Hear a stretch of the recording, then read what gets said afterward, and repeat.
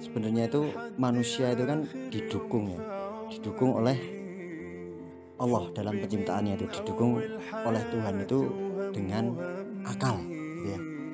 Bahwa kita itu diperbolehkan sebenarnya untuk menerjemahkan atau menafsirkan sebuah arti kata makna dari sebuah pernyataan yang kita terima. Itu akal logika kita itu diperbolehkan untuk menafsirkan. Jadi dalam bahasa akademisnya itu kita belajar mengenai disiplin ilmu hermeneutika gitu ya. Ini ketika hadis gitu. Hadis itu kan sebenarnya kan artinya kan perkataan. Jadi salah satunya itu yang paling populer itu kan dari Hurairah radhiyallahu anhu itu ja'a rajulun ila Rasulillahi sallallahu alaihi wasallam faqala ya Rasulullah man ahaku nasi bi husni sahabati qala umuka qala thumaman qala thuma umuka qala thumaman qala thuma umuka qala thumaman qala thuma abuka, yang artinya ada seorang laki-laki datang kepada Rasulullah dan bertanya, "Wahai Rasulullah, siapakah orang yang paling baik, berhak aku perlakukan dengan baik?" Rasul menjawab, "Ibumu." Lalu siapa lagi? "Ibumu." Siapa lagi? "Ibumu." 3 kali. Setelah itu baru ayahmu. Pernah dengar ya? Yang pernyataan mengenai ini.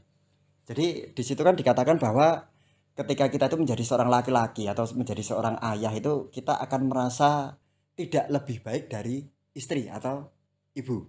Ketika seorang bapak itu posisinya itu menjadi lebih rendah daripada seorang ibu karena derajatnya ibu itu lebih tinggi di mata anak gitu kan. Ini kan ketika kita itu salah tafsir. Ketika akal logika kita tuh diperbolehkan untuk menafsirkan itu, saya malah pernyataan ini sangat menyanjung keistimewaan atau derajat seorang ayah gitu kan. Jadi ketika anak saya itu pagi-pagi datang kan ke saya itu kan, "Ya, Wawa mau sekolah, terus saya mau mandi."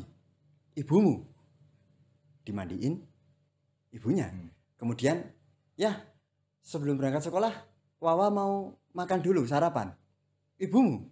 Kemudian dia pergi ke ibunya untuk meminta sarapan. Kemudian yang ketiga, "Ya, Wawa mau pakai baju." Ibumu. Ini kan berarti kan derajatku lebih tinggi. Ketika anak tadi kemudian datang, "Siapa ya yang akan mengantarkan aku ke sekolah?" "Oh, oke, itu bapakmu, ayahmu." Kan seharusnya kan kita berpikir seperti itu kan. Tetapi ketika berpikir bahwa derajatnya wanita itu lebih tinggi daripada laki-laki, ya monggo, itu kan terserah bagaimana kita akan mengimplementasikan. Tetapi yang jelas itu bagi saya memaknainya itu posisi atau derajatnya laki-laki itu dalam keadaan kepepet. Gitu kan? Karena wanita tidak diperbolehkan keluar rumah.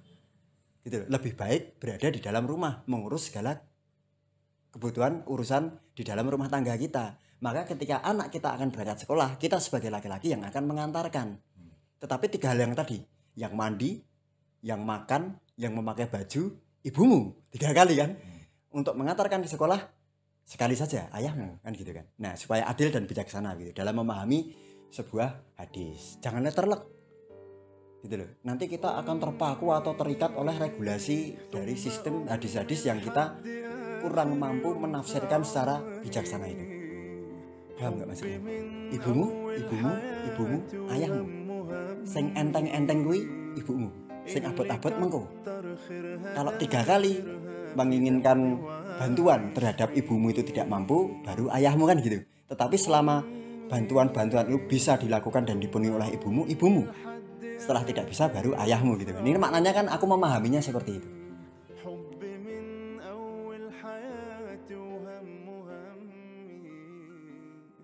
اللي كتر خيرها ده بخيرها.